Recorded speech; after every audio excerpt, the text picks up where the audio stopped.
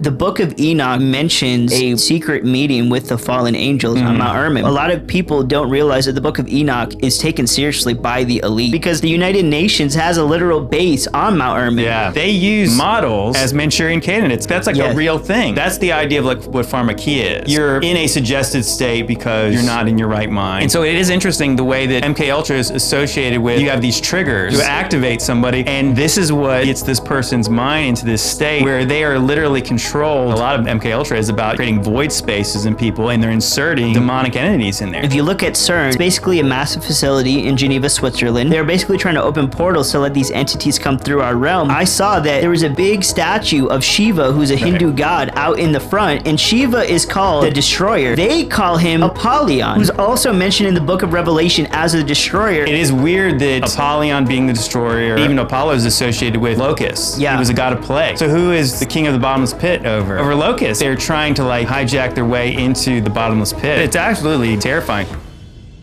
What's going on, everybody? Welcome back to the channel today. I am so excited for today's video. But before we get into today's podcast, I want to let you guys know, make sure you give this video a like, subscribe to my channel down below if you are new, and turn on my post notifications so you never miss a new video. Also, just want to thank you guys so much for helping us raise money in the GoFundMe to be able to build this podcast studio. You guys crushed it. Our goal was 20,000. We raised over 21,000, and it went to good use. As you can see, we have built the studio in my house, and we are now going to be doing podcasts here. Everything is in-house. So I want to thank you guys so much for your giving and making this possible. Now, without further ado, I want to introduce my guest. Sorry, not myself. Well, I do want to introduce myself too, in case you didn't know me. I'm just kidding. But I want to introduce my guest, guys. His name is JT Follows JC. Welcome, bro, to the channel, and thank you so much for coming on. Well, absolutely, man. I appreciate you having me come on. Yeah, this is exciting. I'm excited because we're already having a lot of great conversations. And we were kind of geeking out over, a lot of these, I guess you could say conspiratorial stuff, but it all leads to Jesus Christ. Absolutely. It all points to him. And so, you have a lot that, you have to offer in terms of the knowledge and stuff like that, of what basically knowledge that people don't really have, especially in the church, of how deep the rabbit hole really goes. But before I have you share that, I'm actually curious to hear, how you came to faith in Jesus Christ, and what led you to doing the content that you do now. Well, I was raised in a Christian home, so I was a believer about as long as I can remember. I grew up being taught that I believed it, and it wasn't only until later in my life that, through struggles and through, kind of being introspective about things, do I actually believe this, or was this something that I was conditioned to believe? Yeah. But yeah, it's kind of when you grow up in a church, you need Jesus because you don't want to go to hell. But, right. But then when you get older and you realize life's actually really difficult, I actually need the Savior right now. Yeah. I can't wait. This is not fire insurance for me. So yeah, there was a situation in my life where I was not going to make it if I didn't have the Lord. So that brought me closer to Him. And then through, let's just say, the last 5 or 6 years, with all the pandemic and all the craziness since then, it was a situation where obviously I came to the realization, like most people, that we've been lied to about lots of things. And so true. So I was seeking God in a real way for the first time in my life. And so I was reading my Bible just cover to cover, just keep reading it over and over again, studying, praying. And then on my side time, I was listening to all the podcasts. I was watching all the Christian documentaries about Nephilim, right. Conspirator, things that sounded really outlandish the first time I heard them, but I was like, oh, there's something to all this. And the more I started to research it, there was a calling, I think, just from God, that it wasn't enough just to learn it. It was at some point I needed to talk about it, all the things that God was sharing with me. And particularly just the fact that, like I said, I was kind of a believer, a lukewarm Christian. But then at some point I felt I learned, I knew a lot of things, but I didn't understand them. So then I felt well, maybe God wants you to have a message to lukewarm Christians, because that's what I was, so that's part of my testimony. And then, so I felt this really call in my heart to make some videos and just talk about what the difference God's made in my life. And I was doing kind of almost little preachy videos from my car at the very beginning. And then there was a situation where, I had this end times eschatology, like where I felt like after 2021, like things were coming to a head. Yeah. And the thing that really kind of tripped me out was that weird beast-looking statue in front of the UN. Do you remember that one? Yes. And that was one of those ones where I was, like I said, I never really got on social media or spoke on social media to like go viral or anything. Mm-hmm. I literally just felt like God was calling me to do it. Right. And then at some point, my brother said, you should check out TikTok. And I was just like, oh, that's just like for like 13-year-old girls dancing and stuff. Like, that's not really something I'd be into until I started to, check out the videos that are on there. And I realized, there's a lot of conspiratorial type videos. But I think that was a time where like TikTok had like they're really short. So I was kind of long-winded. Right. But I knew that when I saw that statue and I saw like the prophecies in Daniel 7 and in Revelation when it's talking about these interesting beasts where they're part leopard, part lion, part, all that kind of stuff. I was like, well, I can't just tell them. I have to show them. Yeah. And so I think once I did that, it was like a video that, I had no followers. You post it, all of a sudden I got like 1,000. And then I post another video like that and I got 20,000. Before you know, you got like 100,000 followers. Right. And I was like, well, dang, I guess maybe I should keep doing this. And yes, ever since then, it was exciting as I learned new things to share them with people. But yeah, it was always about like God wanted me to share my heart first.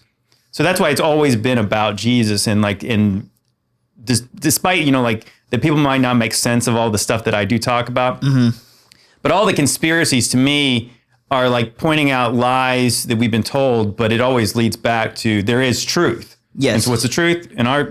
In my view, and the truth is Jesus Christ. So it always leads back to him. John 14:6, Jesus said unto them, I am the way, the truth, and the life. Nobody comes to the Father except through me. And so when you're on a quest for truth, it is going to end with Jesus every time. Mm-hmm. And my story is very similar. Like, I was learning a lot of stuff during the pandemic. I realized, like, my whole life's kind of been a lie. Mm-hmm. We live in this, like, satanic system that's clearly showing itself, especially with how draconian, like, all of that stuff was. And it seemed like during COVID, everybody was in lockstep to just push a overtly satanic agenda, which was really rooted in death. Yeah. The COVID pandemic was a mass ritualistic sacrifice.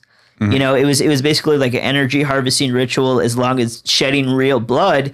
And I remember just looking all of this at the time, and I was thinking to myself, like, man, something so evil and demonic is going on right now, and that's when I started to go down the rabbit hole as well, seeing all that stuff. And so I was the same way. Like, I was learning all of this stuff.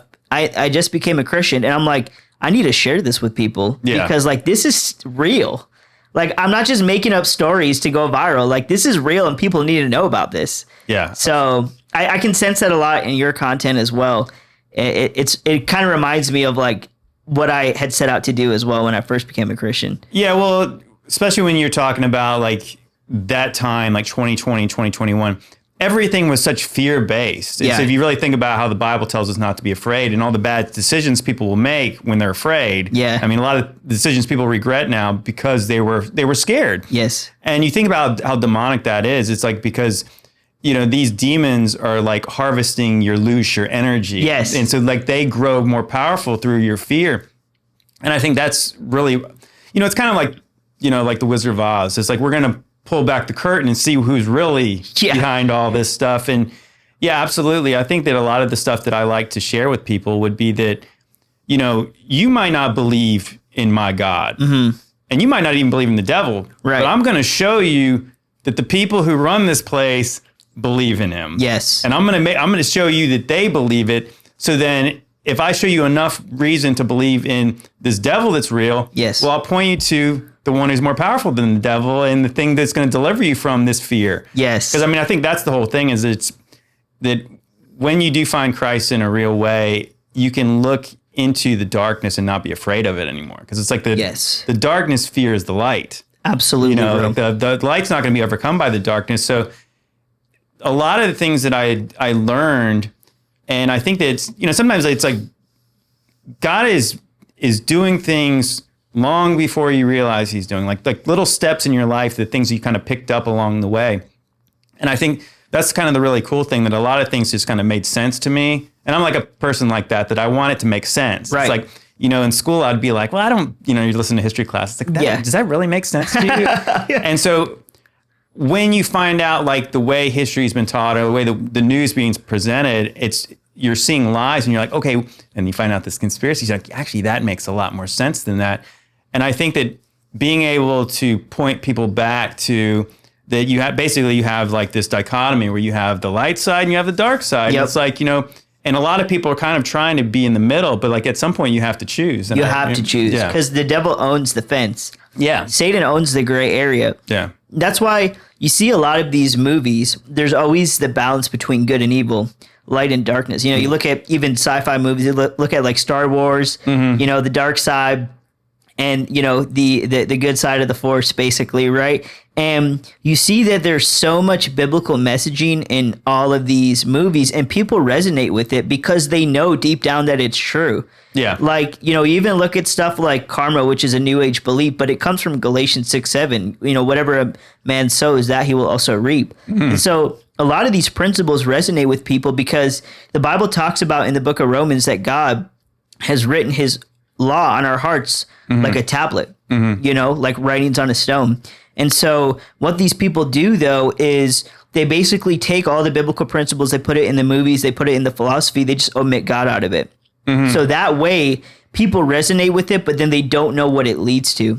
And so my goal when I started exposing like all the satanic stuff that was going on is to show people the connection.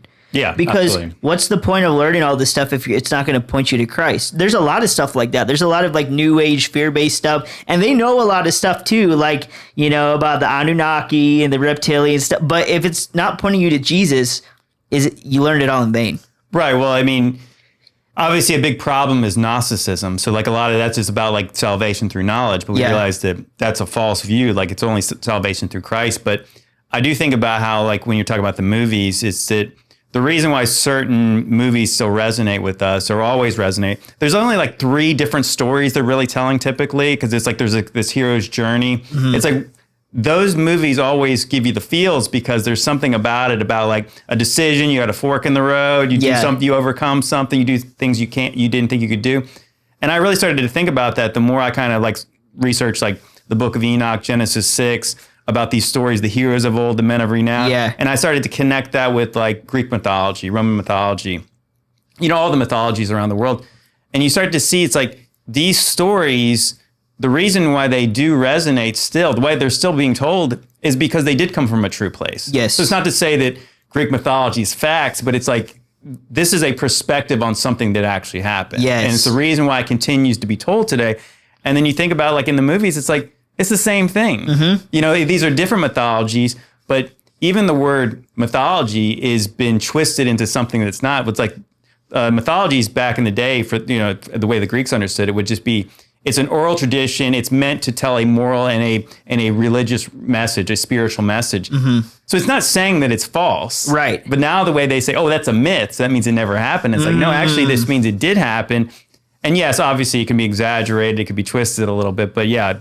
So when we watch movies today, I feel like that they reveal a lot more truth through the movies than they do from the news or the history. I totally agree with that. And, one thing that these people in the occult really believe in is they believe in karmic laws, right? Yeah. And so they have to put what they're doing behind the scenes in the movies because in their occultic belief, if they show you what they're doing, even if they disguise it as fiction and you watch it and you enjoy it, you have consented to their evil agenda. And so in their mind, they believe that their release from the bad karma that would come with them doing satanic stuff in our society because they already showed it to you on screen and you came into an agreement with that. You allowed it to basically, you channeled whatever, ritual they were showing you into your psyche. And so to them, that means that you consented to it. So you can see a lot of hidden clues in a lot of these movies, which, you do a lot, which I really like. That's part of your content that I really like. You even look at, for example, we were talking about this earlier before we filmed the podcast, but you look at stuff like, what was that? Zoolander, right? Yeah. When you look at the Zoolander scene, when Ben Stiller is getting programmed to hear a trigger word to be able to assassinate a political candidate, right? Yeah. I mean, they're literally doing MKUltra on him. you know? Yeah. So the CIA puts that in the movie because they're like, oh, well, we're relieved of any quote unquote bad karma, which we know karma is obviously not a real belief system. They stole it from the Bible. But in their minds, they're like, okay, we showed you what we're doing. You enjoyed it. You consumed it. So we're released from that. And I always tell people you can find clues in movies. Like, for example, Star Wars. When I first gave my life to Christ, I rewatched all the Star Wars series, like from beginning to end. And the Holy Spirit was showing me, like, in real time, like, some of the messages in there that were real. And I was looking at it through a different perspective because I'd already kind of gone down the rabbit hole, too. And it was crazy, bro. The Star Wars series is probably, like, because what people don't know about Star Wars, it actually talks about the intergalactic war between the fallen angels, between these species that are outer worldly. And people don't know this, but you even look, for example, like Yoda. People don't know this, but when Aleister Crowley was doing a ritual, he summoned a entity that looked exactly like Yoda. Mephistopheles? Yes, yeah. That's the one. And so people think that, like, they just came up with this out of nowhere. Even Darth Maul, too. Like, Darth Maul, a lot of African warlocks were coming out saying, like, oh yeah, the Darth Maul character from Star Wars, we've encountered this entity in rituals. So it's like, where are they getting these ideas from? They are getting it from a different realm because it's happening in a different realm. And then they package it as fiction, so you never know about the unseen battle that they've hidden from us since the very beginning. Yeah, it's interesting the way that the Star Wars crawl is always like a long time ago in a galaxy far, far away. It's like almost like, what are you saying? Like, I mean, like, is this like a real story? Right. Yeah. You know what's even interesting is the way that, again, because Gnosticism is kind of an inversion where they make the God of the Bible the bad guy. They make the devil the good guy in the story. Well, in Star Wars, you know, have you ever looked at Darth Vader's costume closely? I know that they say it kind of resembles a samurai, but what you actually kind of look like, it resembles like a high priest. You know what I mean? He's like, the way his head is, it almost looks like he's got a turban on. Yeah. He's got the original costume. Like all the buttons on his thing, it looks like an ephod. Yeah. They actually even said it used to have Hebrew letters on it, the very first costume. No way. Yeah, so if you think about it, you know, the first Star Wars movie, he's talking to, like, you know, he's going into this meeting and he's like, this ancient religion you practice. And so when Darth Vader goes in there, like, to summon the Emperor or talk to the Emperor, he goes into this room that nobody else can go into. He bows down. And then all of a sudden, it's like he's going into the Holy of Holies. Wow. I mean, so yeah, like it is the inversion. So like he is the bad guy. I mean, of course it goes so far as when they make the prequels, like he's born of a virgin and everything. Yeah, crazy, dude. Well, I know they kind of turn his arc where he goes back to the light side, but I mean, like, it's presenting like that this evil empire. When you think about it, like that's what they kind of always show you in the movies, is that the empire is all about the rules and about structure and about what's right and what's wrong. And then the rebels are the good guys in the stories. But it's like, well, who's the ultimate rebel? It's the serpent. It's the serpent. Dude, I never even put that together. That is so interesting. And I do find that really, really fascinating. You know, I remember I was even watching Star Wars and I saw this, like, there was like a scene.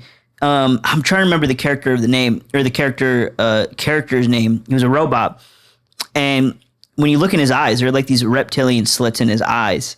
And it was very interesting to me because I was going down that rabbit hole too. Was that General Grievous? General Grievous. Yeah. There you go. And I remember looking at that and the Holy Spirit was speaking to me, telling me like that is a real creature. That's a real thing that's going on. And I'm like, what? Like, because I watched the movie with the intent of seeing if, like, God could share any wisdom with me while I was watching it.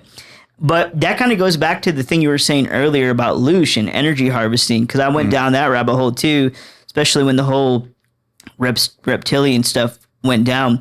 I totally believe that there are non-human entities that can shapeshift, and I totally believe in reptilians. And a lot of people would call that crazy, but people don't even know this. You know, the newspaper in Los Angeles actually reported about these reptilian sightings. Yeah, the LA Times. And it wasn't a conspiracy theory. It was like a real report. They talked about these big creatures that were underground, and a lot of people think that the reptilian talk is loony and it's like nonsense. But if you study these different religions, like I have, like, for example, I grew up Hindu, and so I'm a Christian now, obviously, but in the Hindu mythology, there's a group of people called the Naga people. Yeah. Mm-hmm. They're like these serpentine people, and they are quite literally reptilians. And so you have all of these ancient accounts, not even in Hindu mythology, but all of these other, all of these different urban legends where basically they're all describing basically reptilians. And it sounds crazy to people because it's hard to imagine how could something like that be real, but all of these ancient cultures recorded it and documented it, not as fiction, but as reality. Yeah, well, there's societies of the serpent, right? There's like the Order of the Dragon. Mm-hmm. And you think about that, the way that the pagan cultures view serpents. Mm-hmm. Even biblically, the serpents are said to be wise. Yeah. So they're said to give people knowledge. So the idea that, these people, like even, like obviously in America, you have the legends of like Quetzalcoatl, you have the Amaru, mm-hmm. the plumed serpent. Yeah. And sometimes I wonder if it's like how much of it's literal and how much of it's like it's a figurative thing. It's like this person's nature is reptilian. Mm-hmm. But yeah, when you get down to it, I'm going to say what was like the 1920s or 1930s. Yeah, the LA Times read about this cavernous area under LA, the City of Angels. Yep. And when you consider that, like biblically, a seraphim angel is like a shiny kind of serpentine, fiery serpent. Mm-hmm. Yeah, it makes sense to consider that if you go into the Genesis 6 account, you go into the Book of Enoch, that if a reptilian could be the offspring of maybe a seraphim angel and a human woman. That's very interesting. That's actually an interesting theory that I haven't heard before. And, what we were talking earlier, me and JT, about the Book of Enoch, I've actually done a video on it too. And I fully believe that the Book of Enoch was in the biblical canon. I believe it was taken out. And I do believe, I don't even believe this. I know this to be a fact. The Ethiopian Bibles still use it in their Bibles. Right. And the Ethiopian church is one of the oldest churches in the world. Mm-hmm. So clearly there is something there that like not only the early church fathers found valuable, but just early Christianity. The Book of Enoch was considered canon, and Jude literally quotes it verbatim in the scriptures. Yeah. So when I was doing my research on this, and I believe that it was taken out for two reasons. Number one, it exposes the unseen realm, the hidden spiritual war. But number two, there are multiple prophecies about Jesus, the Messiah, that's coming. Absolutely. Yeah, I think that's the thing that most people don't really consider. I think that we live in a day and age where a lot of the more spiritual, kind of weirder stuff in the Bible is brushed aside. We don't talk about that. Mm-hmm. Like I said, people think today that the Book of Enoch's not valid because it tells a story about the Watchers taking wives of earthly women, and then creating this offspring race that's deformed or gigantic or whatever they are. That's in Genesis 6. Exactly. That's in Genesis 6, so that's really not that controversial. Yeah, if you read like the Antiquity of the Jews by Josephus, they all had that view. Yeah. So what's interesting, if you do research what some of the early church fathers talked about, was that shortly after the times of Jesus, they wrote that Justin Martyr, I want to say Origen and Tertullian all wrote that the Jewish rabbis were changing their scriptures in order to write out prophecies that directly pointed to Jesus. Wow. So it was Tertullian actually said the reason why the Jews removed Enoch from the canon wasn't because of giants. It wasn't because of anything like that. It was because it pointed to the Messiah who already came and they crucified. So that's and you're right to point that out, is that Jude quotes directly from it. Mm-hmm. He actually quotes from a different book too, the Ascension of Moses, talking about the archangel Michael fighting with the devil over Moses' body. Wild stuff. It's interesting that the book of Jude is so short, but it points to just two really obscure books that most Christians have no idea exist. Exactly. And then, but yes, when people say books have been removed from the Bible, it's like, well, they think the Protestant canon is like the oldest one, when it's obviously it's like the newest one. Yeah. The 66 books are not the only canon, and they're not even viewed by the only canon by the Catholic Church or the Orthodox Church, which are much older than the Protestant Church. Absolutely. But yeah, the oldest Bible that exists is the Ethiopian canon. It's got 88 books. Yep. So I think that when I did start to go research into like the scriptures, what books have been removed or which books are not considered in the canon, if you research that, I want to say 95% of the time when Jesus and the apostles are quoting the Old Testament, they're quoting the Septuagint. So the Septuagint's got more books. It's the Greek translation of the Old Testament. Yeah. And in those books, a lot of them that in the Masoretic text, they actually remove references to Christ in there too. So wow. So yeah, there's a lot of stuff that the early church fathers said. I mean, Jesus and them said it. I mean, like so those books are not viewed as canonical, but not for the reason you think that they are, but like a way more nefarious thing. Because I mean, obviously the giants thing, like that's not obviously a salvation issue. Really cares. It's not. No. But if you take a book out because it points directly to our Lord, well, I mean that's a big deal. It's a big deal. That's why a lot of the Jewish people, they hate Isaiah 53. It's actually banned in synagogues.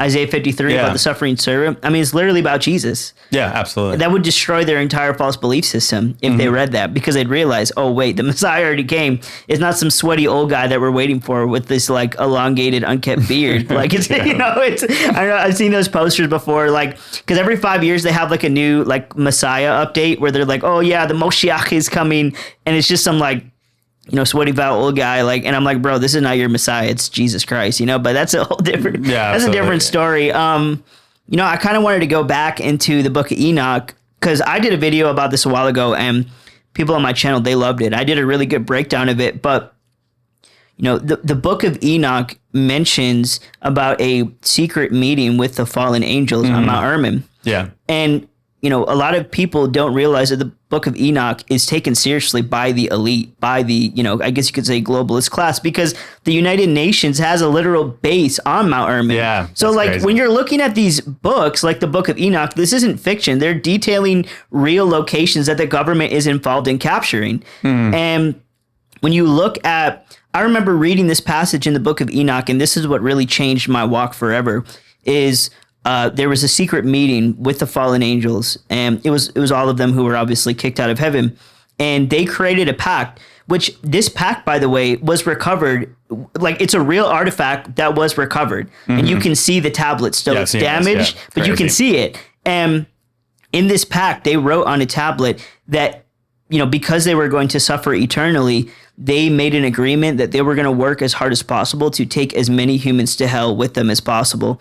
And when I read that, something shifted in my brain. I realized, like, this isn't a joke. There is a literal war against us as humans, and there are angelic beings with a lot of knowledge who are a lot smarter than us, who have their greatest desire and their greatest unification is to take us to hell with them. When I read that, my faith changed.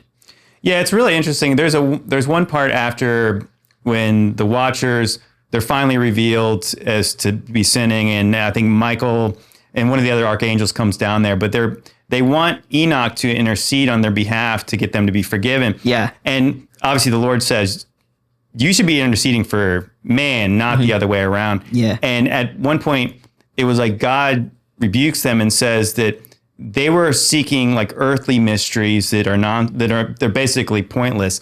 And then they're losing the mysteries of the Spirit that they have yet to understand. And it is like an interesting concept that these spiritual beings that we want communion with God. We want to be in heavenly places. And they traded that for earthly, fleshly things that we have. Right. And it's like, it's like the contrast between us seeking the Spirit and they're seeking the flesh. Wow. And that's why they want us to do the exact same thing, because we'll go to the same place where they're going. I didn't even think about it that way, but it is like that. It's like they're focused on earthly things when we're focused on heavenly things. That's why I believe they can't be forgiven too. They already had the glory. Yeah. They already tasted the goodness of God, and they still said no.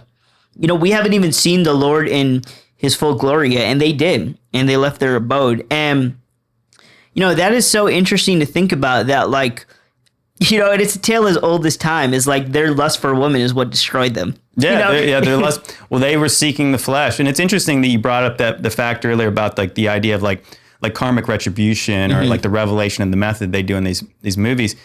I think it's interesting. It's kind of like the idea that if the devil is the accuser of the brethren, where like the reason why they tell you, I think a lot of times, is because they want you to be held accountable. You know what I'm saying? Like that's what if you really think about like the story of man, it's not like man was totally perfect. He obviously was not, but had the serpent not tempted Eve, what would have happened?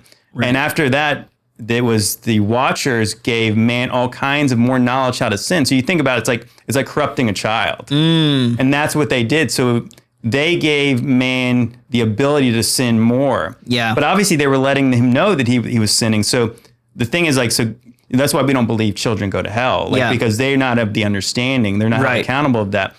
But the devil wants you to be accountable. Yes. So he wants you to he wants to tell you enough where you make the decision you know is wrong. Yeah. So then later he can point at you and say, see, this guy deserves exactly what I'm getting. That makes so much sense. It's literally them trying to accuse us. Yeah. Wow. I didn't realize that that's what dude, that just blew my mind right now. That's crazy, bro. Yeah, it is very fascinating, like, how deep this really goes. And yeah, it's almost like as if they can get us to consent to something that's evil, you know, even if we're consuming something that's evil in enjoyment, we've consented to the ritual. You know, like a lot of Christians, you know, struggle with secular music. You know, they've done everything else. They've, you know, stopped making provisions for the flesh. But there's that one open door where they listen to all of these satanic artists. And what you don't understand is you may have bolted the front of your door, but the backside of your door is completely open. And that's why, I mean, think about it this way. How can you grow as a believer in Christ if you're, you know, if you're listening to the new Drake album where he's talking about smashing chicks and now all of a sudden you're dealing with lust? But it's because you enjoy the content, you participated in that, like that ritual. And so what's happening is in your psyche, it's undoing the renewing of your mind. And so a lot of people I've noticed, they struggle in their walk with Christ. And the main culprit is secular music, because that's the gateway to everything else. Because music is what can create an emotion more so than even just words. Oh, for sure. Well, I mean, if you really think about the idea, if you listen to these people talk, it's like the idea of like the Kabbalistic magic is not necessarily like magic like you'd see David Copperfield do, or maybe. Yeah. But it's really about, it's a change in your consciousness. It's like a change in your perspective on things. It's like, I want to say that Alan Moore, who was a prolific comic book writer, he's the one who wrote like V for Vendetta. Oh, yeah, it's a great movie. Yeah, I think The Watchmen as well. Yeah. And so what he said was that what people think magic is not what it is. It's actually the art. It's the craft. And so it's about like, if I painted a picture and it made you feel a certain way, well, that's actually what magic is. Really? So yeah, that's from his own mouth. Wow. So if you think about it, like, we all know that music makes us feel a certain way. It can make you feel upbeat, it can make you angry, it can make you feel good, it can make you feel sad. So knowing that, and then knowing that where these people say a lot of this music is inspired, or who it's inspired by, I mean, it's really kind of scary to think that, this is a Trojan horse. Yeah. Because the message that goes in, and you think about the idea like the earworm, like, I can't get this song out of my head. Well, that's what you end up meditating on. Yeah. You know, like you said, especially if you listen to the lyrics and you're singing along to a song, you're like, do you actually pay attention to what you're actually saying? Yeah. And you think about it, it's like the idea like speaking curses over yourself. Because so much of this is so negative. It's all rooted in death. Yeah. Oh, Yeah. It's rooted in death, and even like a Taylor Swift talking about like, men trouble and just weird stuff, or rebelling against the patriarchy. Right. I mean, literally so like the cringe. spirit of rock and roll is a spirit of rebellion. Yes, so true. Yeah. So, I mean, I think that but it's always like a rebellion against what? Like I said, if rebels are viewed as good by the culture, but it's like, but what are you rebelling against? Right. I mean, Up against God. yeah, exactly. And I think that's the inversion, because you think it's a message against, well, I mean, obviously the second satanic powers here, but it's not. It's like that they're obviously part of that. Right. And so you might think it's this, but it's actually the worst. I'm so glad you brought up the whole rock and roll thing. I remember this was very interesting to me. I remember watching Marilyn Manson basically talk about what secular music really is. And, Marilyn Manson is obviously a very satanic figure. I mean, that's very well known. He was ripping Bibles on stage, eating Bibles, he's obviously demon possessed. And so when I watched what he was admitting about secular music, I was actually just listening to what the demon was saying through him. And he was bragging about basically how they can get people to basically, I'm trying to remember exactly what it was. He basically talked about how they can get people to accept their satanic messaging as long as they just make it sound good. Because what happens when you listen to music is it kind of stuns your prefrontal cortex because your brain associates that with leisure and entertainment. So you're not really on guard as much. And what he was bragging about is we can feed any messaging we want as long as we make it sound good. So that way they can start conforming to our ideals. And I remember looking at that and I realized that most of these artists that are making this music, they're not making it out of ignorance. There is actually a coordinated plan to take as many people away from God as possible. And it's through their own mouth. It's through their own confession. Oh, yeah. One of the things that really kind of helped this progress, like in learning a lot of this stuff, was I remember I watched that documentary by the Good Fight Ministries. It was called They Sold Their Souls for Rock and Roll. And that was the thing. So anybody can spot the Marilyn Manson satanic. I mean, like AC/DC, Highway to Hell. Like, I mean, of course that is satanic. Right. But when, Joe Schumel and them, they were breaking down, like, it's the Beatles, it's Elvis, it's like Robert Johnson, like the original like blues player. Yeah. And I think that was way more disturbing because I didn't see all the stuff, the connections from like Led Zeppelin, what Jimmy Page bought Boleskine House, which was originally owned by Lester Crowley. Really? Oh yeah, you didn't hear about that? Yeah. No. So they say that Crowley was originally lived on Lake Loch Ness, and he was like the actual Loch Ness monster. No way. Oh yeah, the story of Boleskine House is insane. So yeah, so Jimmy Page was obsessed with the occult. He buys Lester Crowley's old house, and so the site of this house once had a church, like a Protestant church. Or I'm not actually sure what kind of church it was, but it had a church there. And the congregation was in the church while it burned down. What? Yeah, so on the site where they built this house was a former church that burned down with the whole congregation inside. And there was like this grotto that goes out, like there's a tunnel that goes from inside the house down there. And there's still a graveyard attached on this property of where all those people died. Yeah, so there was all kinds of, paranormal type things that happened there. Even Crowley moved out because it was so spooky. No way, even Crowley. Yeah, exactly. No way. That's how you know something's wrong then.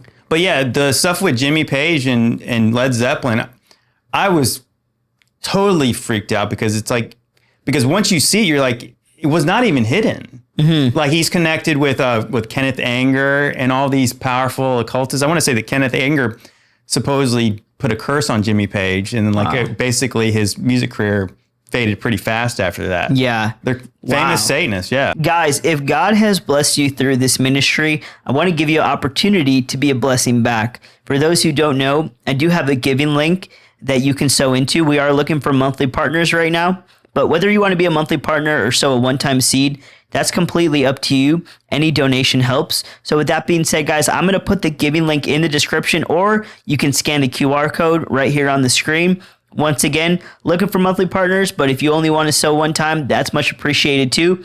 With that being said, let's get back into the rest of this podcast with JT. What's interesting is you brought up the Beatles, and you brought up Good Fight Ministries. I actually learned this from him.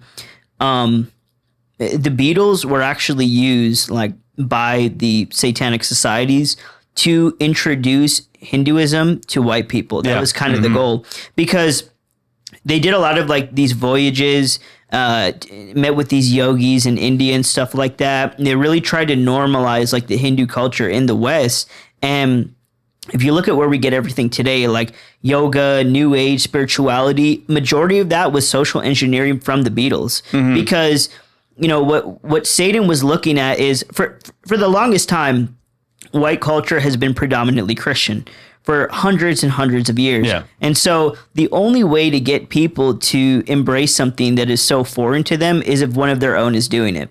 And if one of their own has control over the minds of the masses, right? And you even look at, I believe it was John Lennon, his girl was like a white witch. Yeah. Which, there's no such thing as white witch, it's all witchcraft. But, she was doing a lot of rituals for them as well. I mean, their entire circle was interconnected with witchcraft. And so you even hear it in, some of their songs and stuff. I just found that so interesting to me how, because even back then the agenda was so prevalent, but just people didn't know it. But that's the fruit of rock and roll, though. Yeah, well, I think that's the thing. And to go back to what I was saying is about, they have Marilyn Manson. So it's kind of I think that's what they want us to perceive as satanic music.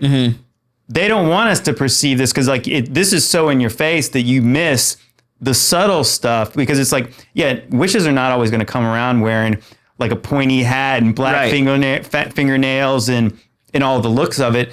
They're going to come like Taylor Swift. Yeah. I mean, a little more subtle than that. 100%. And yeah, I think that's the crazy thing is like to go back to like the Beatles, you had Crowley on the cover of Sgt. Pepper's. Yes, I see that. So I think that was the really most disturbing thing is once you learn about him, you learn about Crowley and all his, basically the father of the modern New Age and Satanism, is basically the way the culture's got it. And all these famous musicians are all repping him and his method. Even like he said that, the number 11 was the magic number, so that's why he spells magic with a K. And then you think about like the Chili Peppers, blood, sugar, sex, magic. Yes. And so, now that obviously when you can see it, you're like, obviously the message of the Chili Peppers is not good, but there would never been a time when I was younger listening to that kind of music that anybody could have convinced me that there's anything satanic about it. Right. But I mean, like, that's the funny thing is like, as I grew up in the church and I went to Christian schools, they would show us this documentary called Hell's Bells. It was kind of like a prelude to They Sold Their Souls for Rock and Roll. Yeah. And me and my friends were like, Kiss is not satanic. Come on. Like, yeah, again, AC/DC, come on. But even the most satanic bands, you would make excuses. You're like, oh, they're just doing it for shock value. Right. So even if they say it from their own mouths, you don't believe them because you know that they're just playing because they can't mean it. And then the people doing it more subtly, you're like, oh, you're reaching. Yeah. It's crazy because I guess it really is about the cognitive dissonance. It's like you don't really want to believe that that's true because you like the music. Yes. And I think that's what comes down to a lot of the conspiratorial things that are really not conspiratorial anymore is the reason why certain people don't want to know about it is because it would force a change in them. That's exactly what. So if this is as bad as this person says it is, well, then I don't feel good about doing it. Exactly. But I don't really want to stop doing it. Yep. So therefore, I'll just say, nah. Yep. And that's exactly where cognitive dissonance comes into factor. You're just searing your conscience, basically. Yeah. Because us as humans, we have an inherent knowing of what's right and wrong. So if we know what's wrong, we're not going to do it. Like for me, for example, when I was going down the rabbit hole and I realized that if the devil is real, then God has to be real. Right. So I was at a turning point. I said, okay, if God is real, if Jesus is real, I've been wrong about everything. I will probably have to change my life. And is this something that I want to sear my conscience about and ignore to be true? And I thought to myself, no, because when I started my journey, I was on a quest for knowledge. So it doesn't end here, even if this ruins my life. And it didn't ruin my life. It actually saved my life. But that's what led me to continue to keep learning more about Jesus. And then as I studied the scriptures, I realized, I got to quit smoking weed, another crossroad. I can ignore this, which a lot of Christians do this today. They ignore passages in the Bible through cognitive dissonance because they know they're going to have to change their life. But when I was reading the scripture, 1 Peter 5:8, be sober, be vigilant, because your adversary, the devil, prowls around like a roaring lion seeking someone to devour. I was reading that as I was smoking a backwood. And I'm like, this challenges my behavior and my enjoyment. So am I going to ignore this or am I going to still be on my quest for truth? And I said, when you search for truth, you're going to have to sacrifice things. But that's what creates character, though. Yeah. So I can't trust anybody who has cognitive dissonance because what that shows me is you're actually weak. You don't want to get to the bottom of the story. You don't actually embrace virtue and goodness. And if you can't embrace virtue, if you can't embrace truth, even though it's going to change your life, you're not somebody to be trusted. Because if you can be fake towards God, you'll be fake towards me easily. Oh, absolutely. Yeah, well, you're lying to yourself is really what it comes down to. It's like, and I think that's what it is. It's like that the Father's drawing you to make you understand some truth. I mean, this is like before you have the Holy Spirit. So this is your conscience speaking. So then when you deny it, like you grieve in God when you're denying what's true. And the truth is nobody really going to find peace in that. Like you might have a season where you can enjoy that kind of stuff, but yeah, especially when you talk about drugs, to go all the way back to again to like the Beatles and you think about the drug culture of the 60s. Yeah. I mean, it was Timothy Leary was like basically like the Pied Piper of like LSD back in the 60s. He's connecting the CIA and Crowley to LSD. And so if you think about all this stuff is connected with the music. And so how do you infiltrate America with Eastern mysticism? Drugs and music. Yep. And idols. Yep. So like you have an idolatry of of worshiping Paul McCartney and John Lennon, Right. and then they're singing, and obviously very bizarre lyrics. I mean, if you actually go down and like read some of the stuff they're talking about, and yet this is the only way this works. Like I said, it's like that's the idea of like what pharmakia is. So like that you're in a suggested state because you're not in your right mind. You're listening to music that's putting you in a suggestive state, and that goes all the way back to what you were talking about the movie Zoolander. Yep. They put this in a movie to make it seem like it's funny and it's goofy, and it is a funny movie, but when you realize like the message in that movie, it's like they use models as Manchurian candidates. Like that's like a real thing. Yep. And so it is interesting the way that MKUltra is associated with, you have these triggers to activate somebody. And what is it? It's like what Frankie Goes to Hollywood. It's like, it's, they played this song, and this is what gets this person's mind into this state where they are literally controlled by, I think that a lot of MKUltra is about, you're creating void spaces in people, and they're inserting demonic entities in there. Yes, I totally agree. And you know what the best movie was that actually showed us what MKUltra is? I talked about Zoolander before, but I'm just remembering this other movie right now. Have you seen the movie Get Out? I have not. Okay, so in this movie Get Out, basically, to make a long story short, there's this black guy and he has this white girlfriend. She invites him over to her ranch, to her house. He starts noticing really weird things. Basically, there's a lot of these rich white folks, and they have like a lot of black servants and stuff, right? And the black servants are very robotic. They're very posh. And the guy takes a photo of one of the black maidservants, and when the flash goes on, it makes the maidservant snap out of it and start freaking out. Because it was a synapse, it was a trigger that got them out of the trance. You even look at other stuff too. Like there's a scene in Get Out where he's being hypnotized and he's being put into what's called the sunken place, which they're basically showing us like the astral realm or the things in the spirit of how they're able to trap souls. They even go as far as being able to like work on experiments to transfer people's souls, which kind of brings me to, we're going down a bunch of topics now, but we might as well. I have no one to talk to about this so, exactly.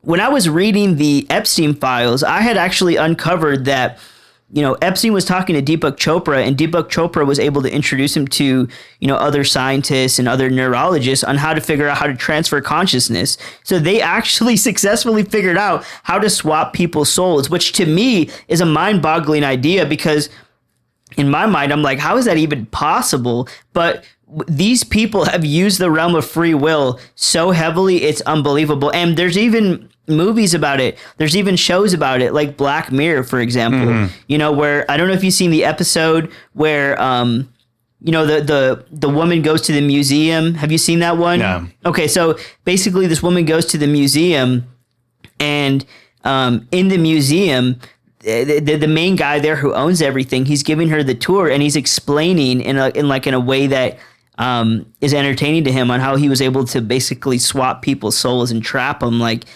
in these digital altered states of reality, which is exactly what Epstein was trying to do in his files, which I believe they successfully did if you look at the files. And when I watched that, I thought to myself, at the end of the day, we know that they're showing us these things in the movies and the shows. And so I remember reading that, and I realized, like, dude, they've been showing us the whole soul swapping thing for a long time. And it blew my mind, because I really didn't. So I'm a big conspiracy nut. I didn't even believe that was real until I saw it in the files. And I'm like, wow, this is super dark and super satanic. Well, it's like, we basically have two choices. We have heaven or hell. We have God, or where, the devil and his angels are going to go. Right. They're looking for a third option, right? You know what I'm saying? Like, so their cheat code is like a breakout society, like inserting their consciousness in AI or computers or something like that, or maybe more vessels. If you think about it, like there's another movie in the X-Men movies, what was it? X-Men Apocalypse, where they show at the very beginning of it that Apocalypse, this ancient entity, is transferring his essence into this man. Yeah. And it's like there's this constant thing. So I guess it's like a situation of, if they could do it, would they? And the answer is obviously that's obvious. And if they even can't do it, would they try to do it? Right. Probably. I think both answers. I mean, I think the stuff like you see like in a movie like Jurassic Park, it's not really about trying to recreate dinosaurs. It's like Nephilim DNA. It's like these are kind of things where they're harvesting parts of, Gilgamesh's tomb or something like that. Yes. It's like in G.I. Joe where they're creating Serpentor out of all these ancient conquerors. Yep. I mean, it's like they're showing you that stuff in the movie because absolutely they are trying to do it. And I love how you brought up the whole Gilgamesh thing, because a lot of people think that when we went into the Middle East, there was weapons of mass destruction, and that was all a psyop, because if you look at what they went in there for, they were actually uncovering these ancient artifacts. Even the WikiLeaks emails, actually, this wasn't on WikiLeaks. This was on a public server. If you look at like Hillary Clinton's emails, she's actually confirming this to be true. She was inquiring about the buried, the buried remains of Gilgamesh that they recovered in the Middle East. This is in her emails, which conveniently got deleted, but there's a server that retained a lot of them. And you don't even need her emails to prove that that's true. There's documented photo evidence of them encountering like these giant corpses. And so not only did they uncover giants there, but they were uncovering Stargate technology, because they went into Babylon. And, we know that Babylon was obviously a big rebellious city. And what that showed me is a lot of this technology, like Stargate technology, being able to use portals to transfer into different realms. People think that this is only in the movies, when it's actually been documented in reality to be uncovered at these sites. And so I found that very interesting, because, I really believe that the whole weapons of mass destruction was just a psyop for uncovering something much more darker that they're hiding from us to this day. Well, it could be a weapon of mass destruction, but it's not what they tell us it is. Oh, that's a good point. Like an ancient one. Because, when you do start to go down like the rabbit hole of the things that were happening in the days of Noah, that precipitated the flood. Yeah. I mean, I think when I see the most giant megaliths in the world, this is my belief, is that those are antediluvian. Yeah. There's a reason those remain. And so if you go back to the Book of Enoch, that these watchers, besides taking wives of the daughters of men, they gave men knowledge of things, metallurgy, astrology, witchcraft, all kinds of things.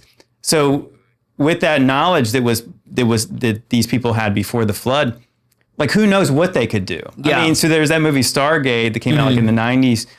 And so they pull up this ancient stone Stargate. Yeah. And then it's like they reverse engineer it, and then they create their own version of it. I mean, if you watch that movie, the Stargate kind of resembles what they got over in Geneva, Switzerland at CERN. Dude, yes, I totally agree. And when I studied CERN, because I used to be an ex-Hindu, and I believe that studying CERN is what really opened my eyes to the fact that Hinduism is satanic. Because if you look at CERN, and for those who don't know what CERN is, it's basically a massive facility in Geneva, Switzerland. And Stranger Things is actually based on CERN when they're trying to open, to a different realm. Basically, it's called the other side, right? Or what are they called? The upside down. Yeah. So Stranger Things, the upside down, is literally about CERN. And they show you what they're doing in the shows. I've been saying this for a long time. And basically, for those who haven't watched Stranger Things, if you watch it, you'll know what CERN is doing, which they're basically trying to open portals to let these entities come through our realm. But at the time when I was researching this and I was coming out of Hinduism, what really broke the straw on the camel's back is I saw that there was a big statue of Shiva, who's a Hindu god, out in the front, and Shiva is called the Destroyer. Right. Mm-hmm. They call him Apollyon, who's also mentioned in the Book of Revelation as a Destroyer, who is clearly a fallen angel. So when I uncovered the fact that Shiva was associated with CERN, who's known as the Destroyer in Hindu mythology, also known as Apollyon by CERN, and Apollyon in the Book of Revelation is called the Destroyer, I realized right then and there, these Hindu gods are not only false gods, they're most likely fallen angels. And when I looked at that, I realized that my whole life has been a lie, and Jesus Christ is actually the true and living God. You know what's even crazier is that in the Book of Revelation, it mentions that I want to say when it's the letter to the church of Pergamum, and it says that where Antipas, my faithful witness, was martyred, where Satan dwells. Now, I believe that Pergamum was a place where you had this ancient temple to Zeus. Yeah. Right? And it was moved. It was taken piece by piece apart, and moved to a museum in Berlin. But historically, the church tradition said that Antipas was actually martyred on the temple to Apollyon that's in Geneva, Switzerland. Really? So where the site of CERN is, it's actually built on where there's a temple to Apollyon. No way. Yeah, absolutely. So it is weird that Apollyon being the destroyer, Apollo, and even Apollo is associated with locusts. Yeah. He was a god of plagues. Mm-hmm. So who is the king of the bottomless pit over? Right. Over locusts. Yeah. And so, this idea that it's like they're trying to like hijack their way into the bottomless pit or something like that. It's absolutely terrifying. Yeah, and to go back to like Stranger Things, it's also specifically about that, what you've heard of the Montauk Project? Mm-hmm. Yeah, Project Montauk.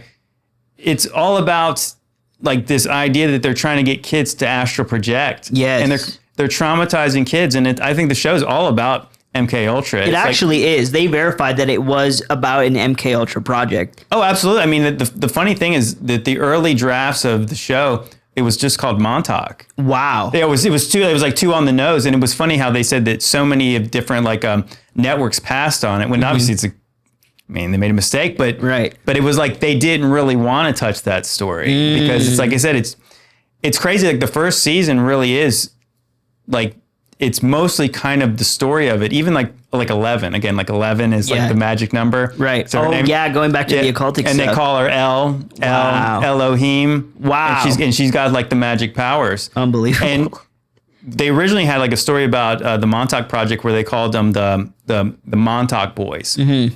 I think that's why 11, like in the first season, she looks like she's got the really short haircut. Yeah. Because she was just like that. I mean, like, there's even like the story, like the Montauk Monster, some kind of weird thing that was found at the beach around there. Wow. And is that like the idea of like what the Demigorgon is? Right. Like, it's like, it's like, as crazy as it sounds, like a lot of this stuff came from, again, like it's not facts. Like Stranger Things is not facts, but it's like it absolutely came from like a real government op. Like, absolutely. And that's crazy to think about. I kind of wanted to go back to what we were talking about earlier with the, I guess you could say, extra biblical literature.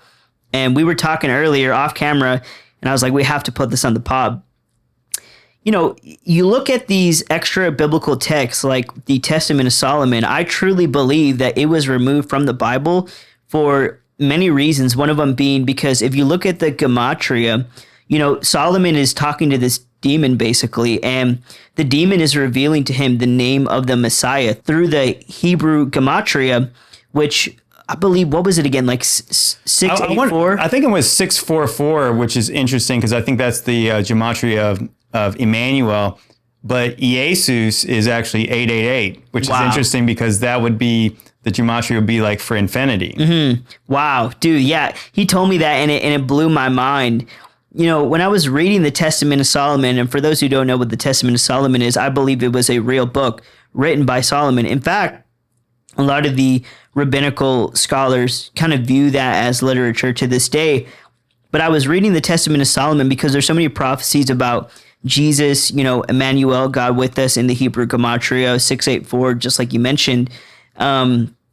But there was something in the Testament of Solomon that really, really opened my eyes.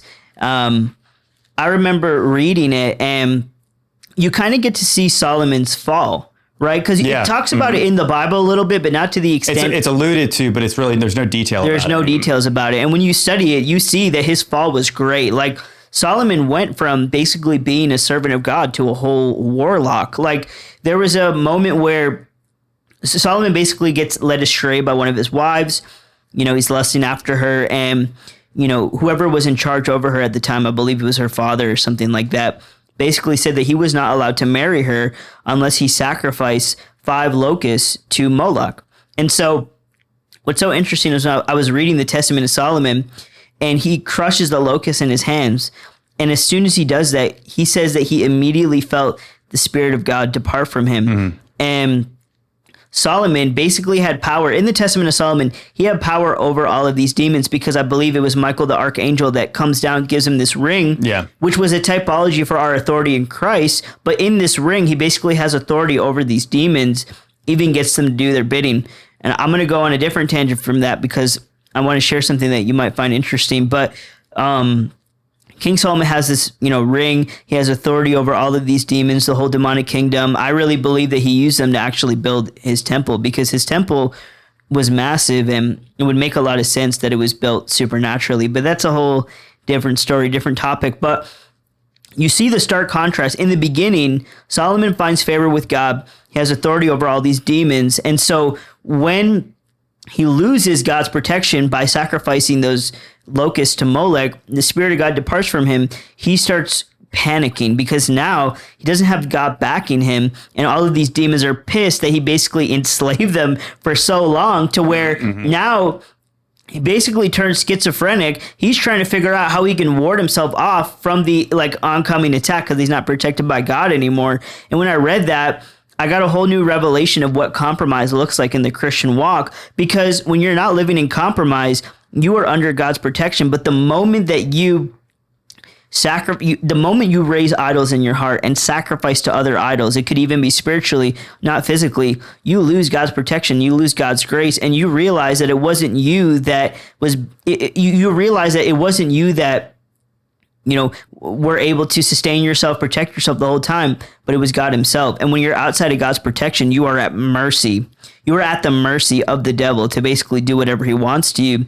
So when I read that, I got a whole new revelation of what compromise as a Christian really looks like, and it shook me. Yeah, that's a super fascinating book, and I think that what people will tell you today, that it might have been like a medieval book that's not supposed to be in the canon. It's no reference to actually anybody connected with Solomon. But I think that, like a lot of things that happen in the Dark Ages, this is a manuscript that goes further back. And so the story that is Solomon gets this sigil ring that has like a penta-alpha on it, basically a pentagram on it. And so now you kind of see why that's what's associated with witchcraft all the time. So like that's why it's like the idea that these sigils had certain powers over spirits. So that's why in witchcraft, that's why they're sigils. Yeah. And even the connection with the demons and angels' names are written like sigils.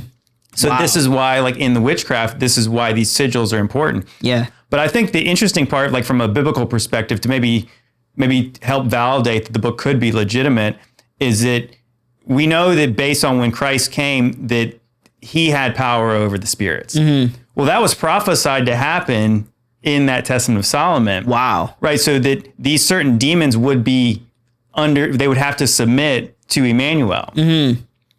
And so I think that that's interesting. So like the people understood like a prophecy that David had power over the spirits. And it says in the Bible that when he played his lyre for Saul, he calmed this tormenting spirit that was tormenting Saul.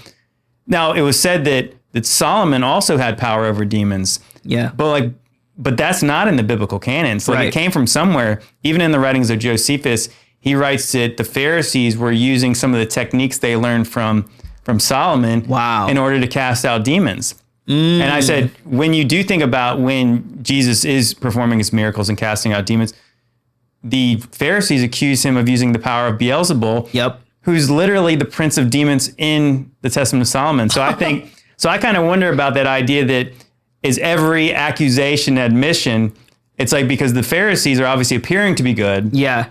Jesus is exposing that their heart's actually wicked. Right. And it's like, no, he has actual authority. Yeah. He has the authority, and the fact that he didn't have to pray, he just spoke and those demons had to submit. Yeah. And it's like, and that's exactly what the book is alluding to. I love what you just said there too. Like the accusation is actually a confession. Yeah. And you told me that earlier and it blew my mind, because you don't see Beelzebub really mentioned at all, like in the scriptures, maybe like once or twice or something like that. And that also leads me to believe, I wonder if, because you see really like Emmanuel being mentioned once, and that's when the angel is speaking to Mary, you shall bear a son, his name shall be called Emmanuel, God with us. And that's really the only time you see that in the scriptures. So I wonder if the angel was doing that strategically, because people knew, like with the gematria that was written in the Testament of Solomon about the Messiah being Emmanuel, if you decode the numbers in the gematria, I wonder if that was like a strategic thing from the angel's perspective to show them, hey, this is like the Messiah. Like, this isn't the Son of God, like the sons of God, like the, like the fallen angels or whatever like that. This is like the Son of the divine living God. This is actually the Father, like, coming down in human form and being with us. I feel like that was probably a strategic move, knowing what I know now.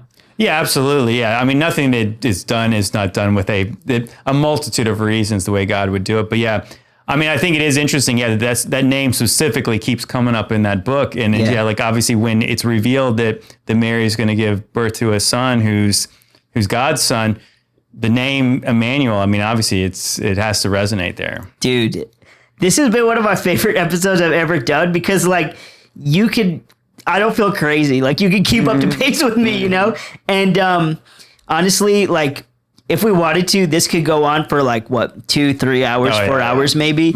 Wanted to ask you though, before we close out, like what's one thing that you could share with the people watching here on my channel that, God has put on your heart to share with them, if there's anything they could take away from all of this?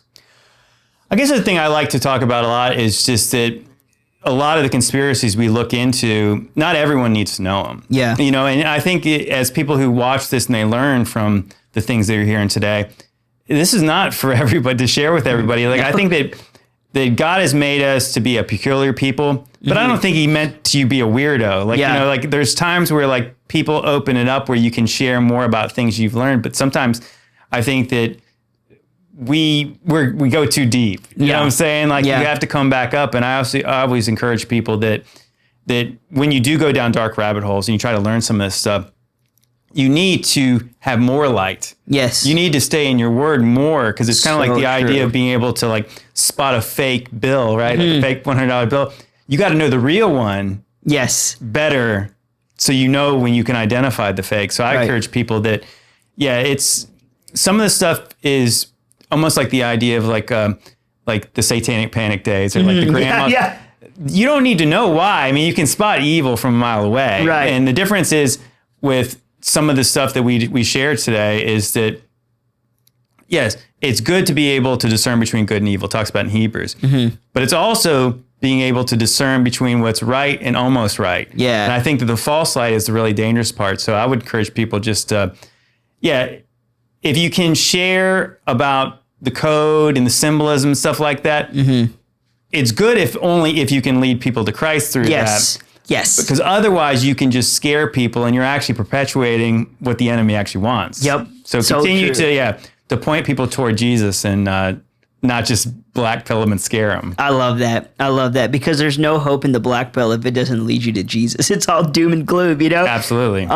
Bro, I want to thank you so much for coming on today. Guys, if you guys want a part 2 with JT, if he's able to, I'll have him come fly out here. We could do a part 2 if you guys really enjoy this, because, man, this has been one of my favorite interviews to do. And, bro, just want to thank you so much. Make sure you guys go check out his YouTube channel. We're going to link that in the description, as well as his other social medias. Could probably even find him here. We might do a collab post here on YouTube, so you can find him from there. Great content. I've been blessed by it. Very fascinating. JT, thank you so much again for coming on, bro. And until next time, guys, I want to thank you so much as well for once again making this podcast happen. As I mentioned with the GoFundMe earlier, you guys are the reason that we are here right now doing this. So I love you guys so much. I will see you guys soon for another video. May God bless all of you in the mighty name of Jesus Christ. Take care and peace out.